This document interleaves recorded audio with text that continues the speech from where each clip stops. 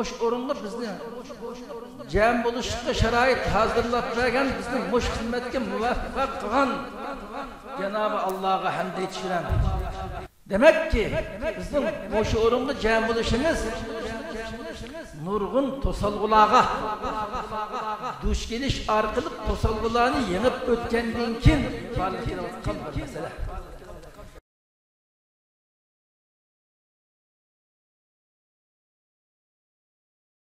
Bismillahirrahmanirrahim. Elhamdülillahi Rabbil alemin. Ve salatu ve selamu ala Resulina Muhammedin ve ala alihi ve sahbihi ecmain. Esselamu aleyküm hürmetlik kırındaşlar, biraderler. 4. nöbetlik Dünya Şarkı Türkistanlıkla kırındaşlık uçuruşu programının devam kılgızımız. Aramızga bizninki Şarkı Türkistan davasıga Türkiye'de en güçlük bizlerge destek beriyatkan, kollap kuvvetleyatkan ve şunun bilen birge her vakit bizninki yinimizde özününki yardımını ayımıgan, bu davaga özünü atıgan ustazım, yani hocam, Profesör Doktor Celal Erbay ustazım buraya geldi. Hoş geldiniz hocam. Şeref verdiniz. Profesör Doktor Celal Erbay hocamız bilen ben İlahiyat Fakültesinde tanışkan. Şu tanışkan vakitten tatıp ta hazırkıça bizninki bu Şarkı Türkistan davasıga bizninki bu hareketke yakından yardım berip kelyaptydy.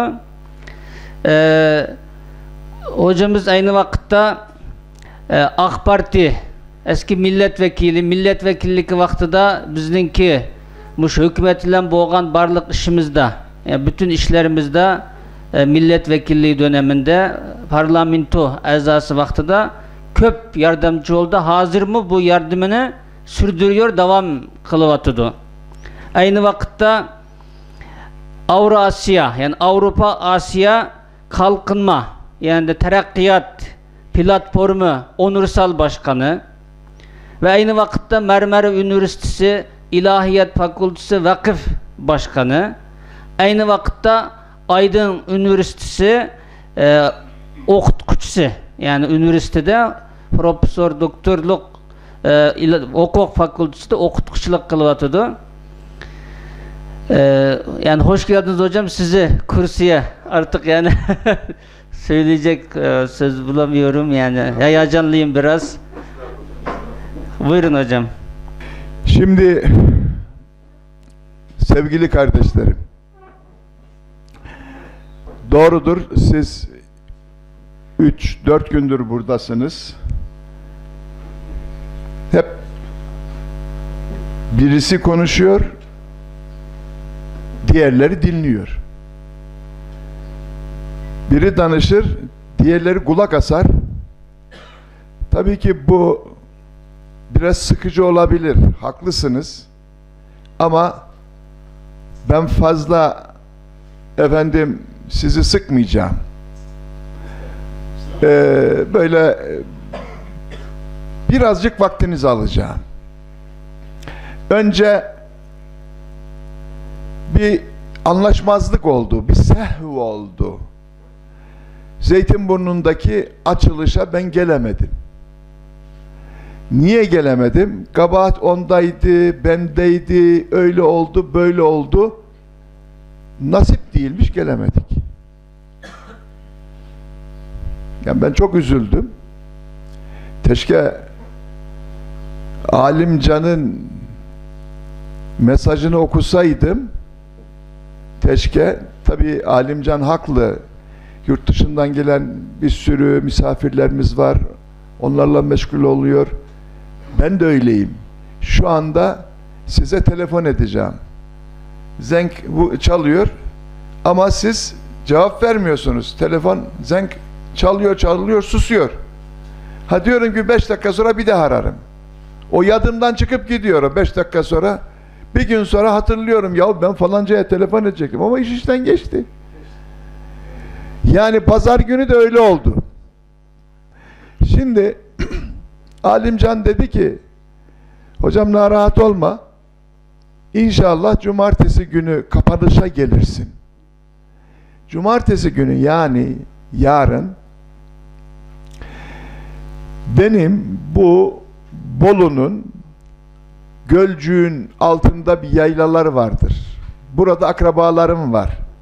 Her sene işte Temmuz'un 2. veya 3. pazar günü, cumartesi günü, bu sene de cumartesiye aldılar onu. Cumartesi günü bütün akrabalarımı toplayacağım. Dedemin, ulu babamın torunlarını toplayacağım. Yani benim atam değil, onun atası. Torunların nevelerini toplayacağım. Nevesi, nevenin nevesi.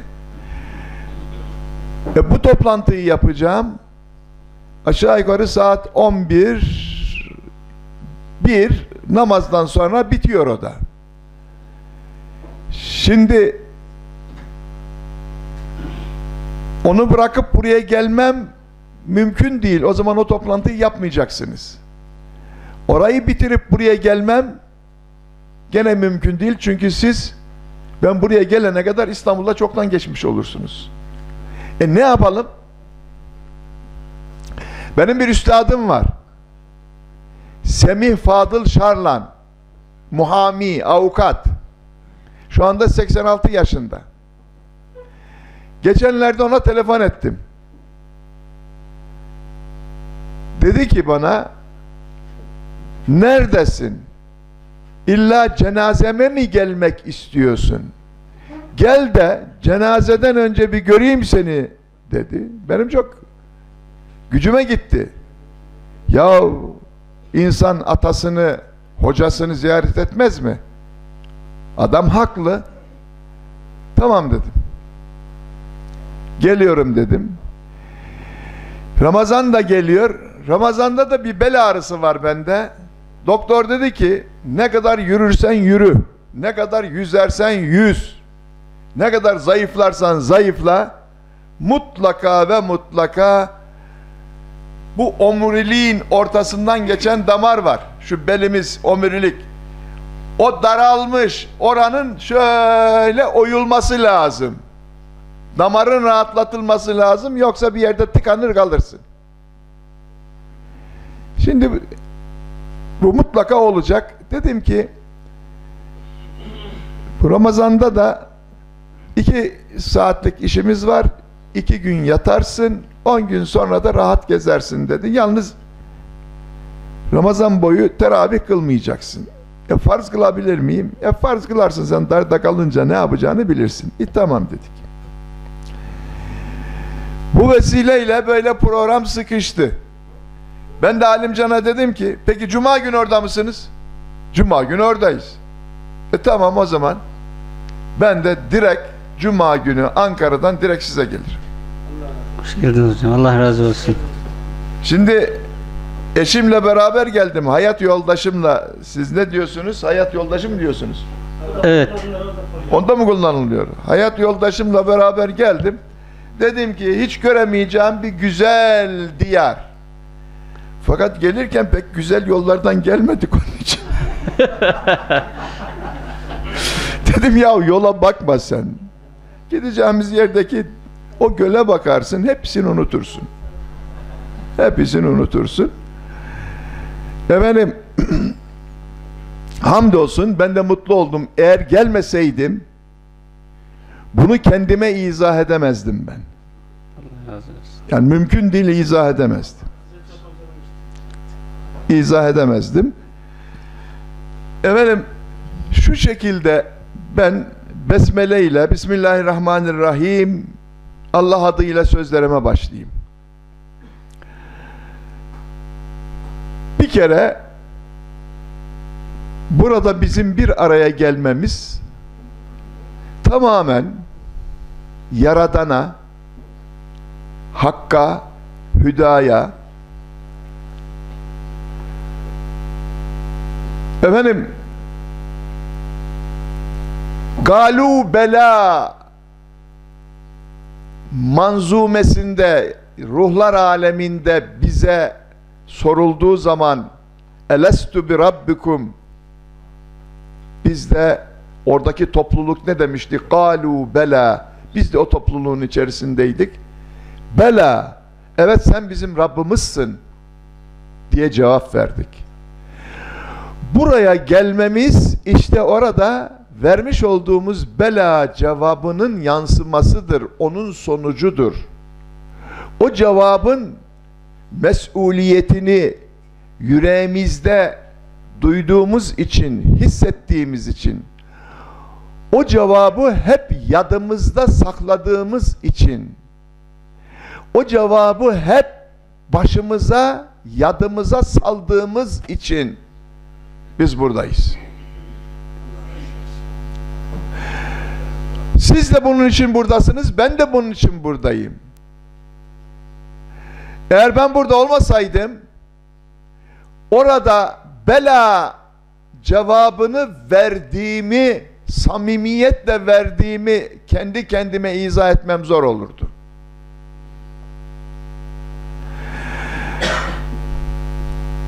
O sualin cevabını bilfiil yaşamak için buraya gelen Türkiye'nin dört bir tarafından, dünyanın dört bir tarafından, 16 ülkeden buraya gelen siz hürmetli karındaşlarıma, biraderlerime, iman kardeşlerime, kan kardeşlerime hoş geldiniz diyorum. Hoş geldiniz. Şeref verdiniz. Safalar getirdiniz. Allah hepinizden razı olsun. Allah razı olsun hocam. Şimdi tabii ki şu hususu da size çattırmam gerekiyor. Ben aynı zamanda Yunus Emre Vakfı var, Yunus Emre Enstitüsü var. Biliyorsunuz Pekin'de, Pekin Üniversitesi'nde bir Türkçe merkezi açtık. Onun, vakfın kanun doğrultusunda İktidar Partisi adına denetçisiyim, murakibiyim, müfettişiyim. Onlar aşağı yukarı şu anda 21 ülkede Yunus Emre Kültür Merkezi var. Bu Yunus Emre Kültür Merkezi'nin kuruluş amacı, şimdi devlet, farz ediniz ki yurt dışında bir yerde Türk kültürüne dair, Türk tarihine dair bir faaliyet gösterdiği takdirde bazılar onu kınıyordu. Bu tür faaliyetler dünyada, bugün modern dünyada sivil toplum örgütleri tarafından yapılıyor. İşte Almanların Goethe Enstitüsü var. İngilizlerin Shakespeare Enstitüsü var. 2006 yılında Yunus Emre Vakfı diye bir vakıf kuruldu. Bunun tabii başkanı Dışişleri Bakanı. 4 bakan bunun mütevelli heyet üyesi. Vakfın gayesi dünyanın dört bir tarafında ulaşabildiği yerde efendim Türk kültürünü, Türk dilini yaygınlaştırmak, onu öğretmek için merkezler kurmak. Elbette ki Türk'ün ana vasfı Müslüman olmaktır. Türk'ün bayrağındaki hilal ve yıldız, ama bayrağının rengi al olsun, ama bayrağının rengi göy olsun, tevhidin, vahdaniyetin, bütün kainatı, insanlığı aydınlatan o nurun nişanıdır. Her yerde lafın hepsi söylenmez. Şimdi sizin bilmenizde fayda var. Bu akşam o dünyanın dört bir tarafından gelen öğretmenler, idareciler, Ankara'da bunlar bir kursa tabi tutuldu bir hafta veya 10 gün neyse. Bugün de ayın 13'ünde İstanbul'da veda yemeği vardı. Beni de oraya çağırmışlardı. Ben başkana telefon ettim. Başkanım dedim. Başkanımız efendim Profesör Ali Fuat Bey.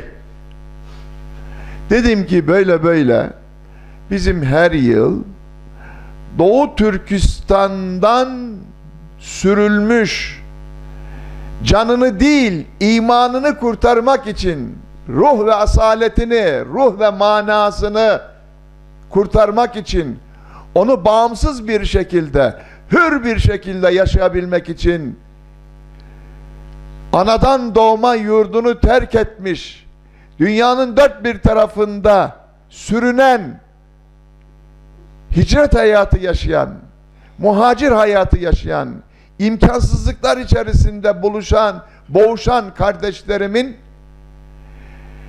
İstanbul'daki Doğu Türkistan Maarif Derneği'nin organizesi doğrultusunda her yıl bunların bir icmaı olur. Bir kurultayı olur. Bir araya gelirler. Başlangıcından bugüne kadar ben de bunun içerisindeyim. Efendim bu faaliyetin en azından hizmetkarıyım, danışmanıyım. Talebelerim vasıtasıyla bunu yürütüyoruz.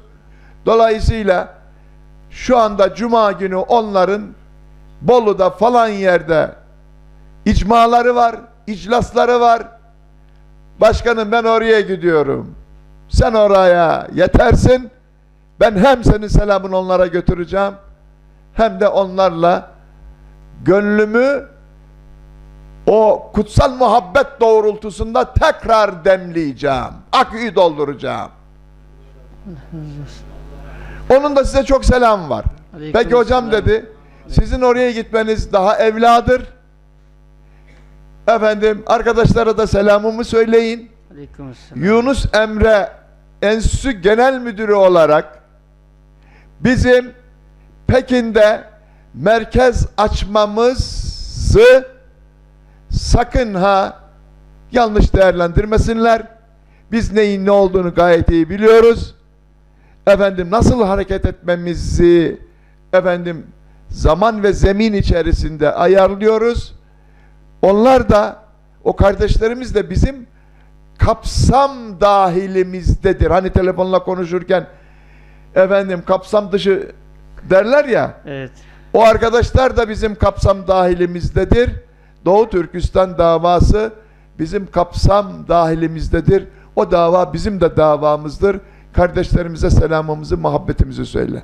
Onun da selamını size arz ediyorum. Aleykümselam ve rahmetullah. Evet. Tabii biz devlet diplomatik açıdan nasıl konuşması gerekiyorsa onu kendisi bilir. Biz devlete, devletin ilgili birimlerine şöyle konuşacaksın, böyle konuşacaksın diyecek halimiz yok. Ama biz sivil toplum örgütleri olarak biz efendim şu Sünnet Gölü dışındaki kenarındaki garip bir vatandaşın davası, derdi, ızdırabı neyse onu nasıl hissediyorsak Urumçi'deki efendim Kaşgar'daki bir kardeşimizin ızdırabını da aynı şekilde hissetmek mecburiyetindeyiz, duymak mecburiyetindeyiz. Onun ızdırabının dinmesi için ne yapmamız gerekiyorsa onu da yapmak mecburiyetindeyiz. Bundan emin olun. Bakın bundan emin olun. Bu doğrultuda daha etkin olabilmek için Avrasya Kalkınma Platformu diyerekten bir platform kurulduk. Bu Balkanları da içine alacak. Bu Kafkasları da içine alacak. Bu efendim Uzak Doğu'yu da içine alacak. Doğu Türkistan'ı da içine alacak. Batı Türkistan'ı da içine alacak. Herkes bir şeyin etrafında buluşuyor, birleşiyor, bir bütün olmaya çalışıyor. Kimi sevgisinin etrafında bütünleşip bir bütün olmaya çalışıyor. Bizim aramızdaki birliktelik, ortak noktalar, kanımız bir, dilimiz bir, dinimiz bir, rehberimiz bir, kutsal kılavuzumuz, kitabımız bir, yaradanımız bir. Tarih boyunca hep ızdırap çektik. Ama şu bir gerçek. O Anadolu'nun kurtuluş yıllarını hatırlıyorum. Hatırlayın. O yıllarda Anadolu'nun çektiği ızdıraba, derde, gama, gazafata orası ortak oldu. Doğu Türkistan ortak oldu. Batı Türkistan ortak oldu. Biz bir bütünüz. Biz bu hayatı birlikte yaşamak mecburiyetindeyiz. Alimcan bir hususa işaret etti. Parlamentoda iken elimizden gelen gayreti ne yapmamız gerekiyorsa, yapabiliyorsak onu yaptık. Yapmak mecburiyetindeyiz. Ondan sonra da ne yapmamız gerekiyorsa onu yapmak mecburiyetindeyiz. Aktif bir şekilde değişen hiçbir şey yoktur. Biz bugüne kadar çok namuslu yaşadık. Celal Erbay bugüne kadar hamdolsun Allah'a temsil etmeye çalıştığı fikrin, fikriyatın, davanın itibarını zedeleyecek, o davaya gönül verenlerin yüzünü kızartacak hiçbir faaliyette, hiçbir organizede, hiçbir tasarrufta bulunmamıştır. Yani bizim gönlümüz aktır, vicdanımız paktır, alnımız da aktır. Dolayısıyla biz vekil olsak da fark etmez, asil olsak da fark etmez. Bizi sayarlar, severler. Biz istediğimizi kendimiz için istemeyiz. Biz istediğimizi hak için istiyoruz. Kutsal davamız için istiyoruz. ızdıraplar içerisinde, eziyetler içerisinde, eziyet ve cefa içerisinde sürünen insanların özgürlüğü için istiyoruz. Vicdan özgürlüğü için istiyoruz. İnanç özgürlüğü için istiyoruz. Bu yalvarış kutsal bir yalvarıştır. Bu talep kutsal bir taleptir. Bu yalvarışın, bu talebin ulaştığı merci ve makam, eğer bu talep doğrultusunda, bu arzu ve iştiyak doğrultusunda hareket etmiyorsa, kendine çeki düzen vermiyorsa, onu kendisi düşünsün. Vereceği hesabı kendisi düşünsün. Hem tarih huzurunda vereceği hesabı, hem kamu vicdanı karşısında vereceği hesabı, hem de Allah karşısında vereceği hesabı kendisi düşünsün. Dolayısıyla canımız çıkana kadar, bu ne kadar sürer bilmiyorum. Ama üstadımı gördüm, üstadım 86 yaşında. Türkiye'nin çok saygın bir avukatı idi. 86 yaşında, insanoğlu yaşlandıkça esfeli safiliğine doğru gidiyor. Hatırlamıyor, yanılıyor, boş konuşuyor. Ben Rabbimden şunu niyaz ediyorum: Ya Rab, benim aklımı, benim gönlümü emanete alacağın güne kadar canlı ve diri tut. Ben o gönülle, ben o akılla senin davana hizmet etmeye devam edeceğim. Aynen Galû Bela manzarası gerçekleştiği zaman ezelde vermiş olduğum söz doğrultusunda Ona sadık kalaraktan. Geçen sene bir araya geldik. Tabii ki ne yaptık? Bulunduğumuz yerdeki imkanlarımız nedir? Yapmak istediklerimiz, yapamadıklarımız, yapmak istediklerimiz, yaptıklarımız. Bu toplantılar onun muhasebesinin yapıldığı toplantılar. Evet. Şimdi Allah nasip ederse önümüzdeki yıllarda ne yapacağız? Geçmişten ibret alaraktan önümüzdeki vakti daha nasıl iyi bir şekilde değerlendirebileceğiz? Ben bu Başbakanlığa bağlı Akraba Toplulukları Başkanı Kemalettin Bey'le tekrar görüştüm. Şimdi onların bu yıldan itibaren dış ülkelerden gelen öğrencilere tanımış oldukları bir kontenjan var. O kontenjanın tabii ki Doğu Türkistan 35 milyon 40 milyon diyoruz bu şekilde değil mi? Evet. Mübalağa etmiyorum ben. Yok, doğrudur hocam. Mübalağa etmiyorum.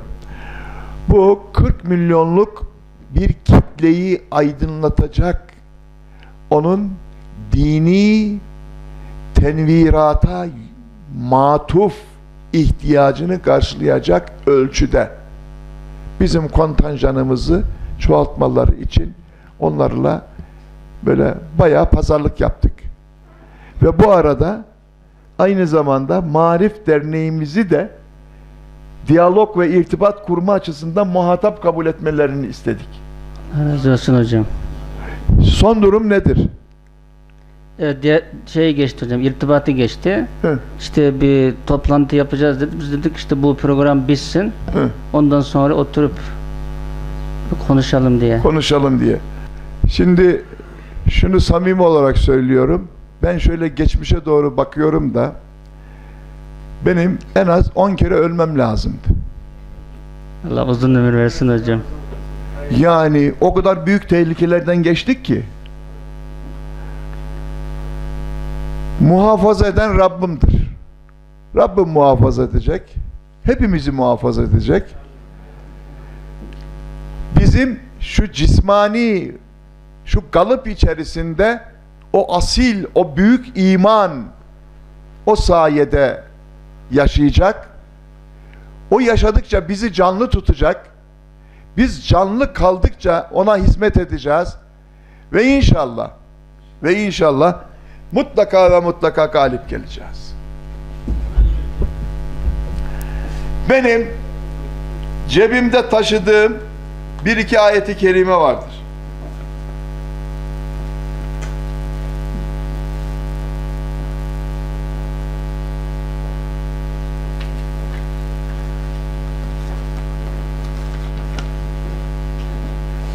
Bir iki tane ayeti kerime vardır.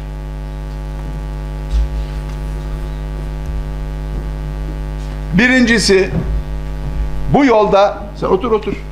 Ben fazla böyle ciddi meseleler oturarak konuşulmaz.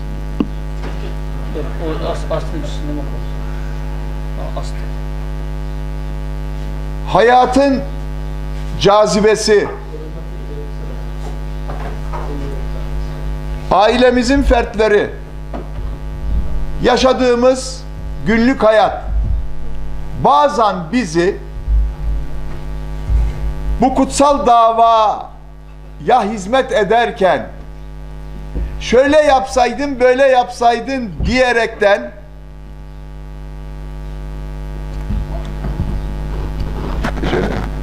diyerekten efendim bizi oyalamaya gayret edebilir. Bizi o esnada bazen çoluk çocuk gailesiyle, bazen geçim gailesiyle, bazen bir takım hedefleri önümüze çıkartaraktan oyalamaya çalışan, hiç endişeniz olmasın, şeytandır. Şimdi Bismillahirrahmanirrahim. Ve imma yenziganneke mineşşeytani nezgun festaiz billah. Böyle bir duygu içinize geldiği zaman, o şüphelendiğiniz o büyük engel, düşman etrafınıza yanaştığı zaman Allah'a sığınacağız. Festaiz billah. İnnehu huves-semi'ul alim. Ona sığınacağız. Bunu ben çok sık tekrarlarım. Bu cebimdedir. Daralınca çıkarım, bunu okuturum. Tabir caizse akünün kutup başlarını zımpara ile zımparalarım. Anlıyor musunuz? Akünün kutup başlarını. Yani gönlün algılamasına, gönül aküsünün dolmasına engel olan ne varsa ortadan kaldırmaya çalışır. Biz dava adamları böyle olmak mecburiyetindeyiz.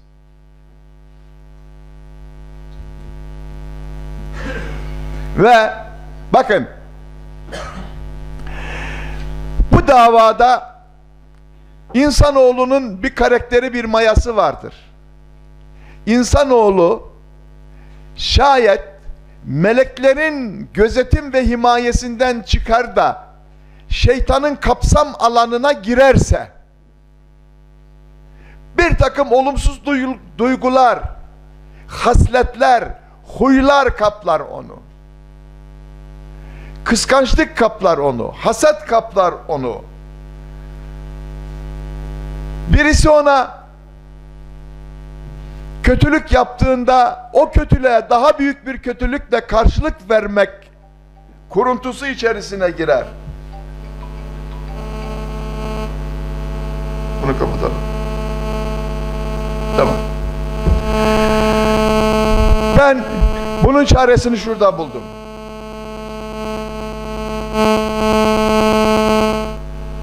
Kapat onu. Bismillahirrahmanirrahim. Ve la tesbil haseneti ve la seyyi'e ve la testevil hasene ve la seyyi'e idfa billeti yahsen. Yani size hiçbir zaman iyilikle kötülük bir değildir. Efendim, size bir kötülük ulaştığı zaman onu en güzel bir şekilde def et. فَاِذَا الَّذ۪ي بَيْنَكَ وَبَيْنَهُ عَدَاوَةٌ فَاِنَّهُ وَلِيٌّ حَم۪يمٌ وَمَا يُلَقَّاهَا اِلَّا الَّذ۪ينَ صَبَرُوا وَمَا يُلَقَّاهَا اِلَّا ذُو حَظٍ عَظ۪يمٍ. Ya bu çok büyük bir şey. Bakın, bu sizin aranızda daha fazla olabilir. Niye daha fazla olabilir? Siz gurbetteki kardeşlerimsiniz. Sizin imkanlarınız daha dardır. O dar imkanları paylaşma hususunda o nefis, o şeytan sizi daha fazla sıkıştırmaya kalkar. Biz küçük adamların, küçük işlerin adamı değiliz biz. Biz büyük işlerin, büyük davanın adamıyız. Efendimiz sallallahu aleyhi ve sellem Uhud'dan dönerken, farkınday mısınız?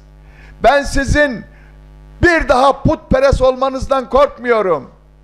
Ben sizin dünyaperest olmanızdan korkuyorum. Bu doğrultuda ne olur birbirimizle iyi geçinelim. Ne olur birbirimizle yardımlaşalım. Birbirimize sırt verelim. Bizim manda dediğimize siz ne diyorsunuz? Kutaz diyoruz. Kutaz. Evet. O büyük hayvanlar kendilerini savunmak için sırt sırta verirler, kurtlara karşı, canavarlara karşı. Nefis canavarına karşı, Çin canavarına karşı, müşrik canavarına karşı, canlı ve diri durabilmek için, fitne fücur canavarına karşı canlı ve diri durabilmek için sırt sırta vermek mecburiyetindeyiz. Omuz omuza vermek mecburiyetindeyiz. Bakın, tevhid mücadelesine şöyle dönüp baktığımız zaman bütün enbiyayı gözünüzün önünden geçirin. Efendimiz sallallahu aleyhi ve sellemi gözünüzün önünden geçirin. Rabbim, estaizu billah, Efendimiz sallallahu aleyhi ve selleme buyuruyor ki لَاَغْلِبَنَّ اَنَا وَرُسُلِي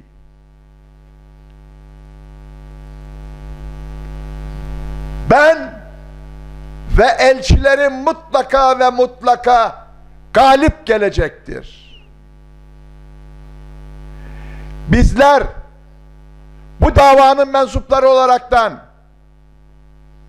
hiç endişeniz olmasınız ki bulunmuş olduğunuz yerde Efendimiz sallallahu aleyhi ve sellemi temsil ediyoruz.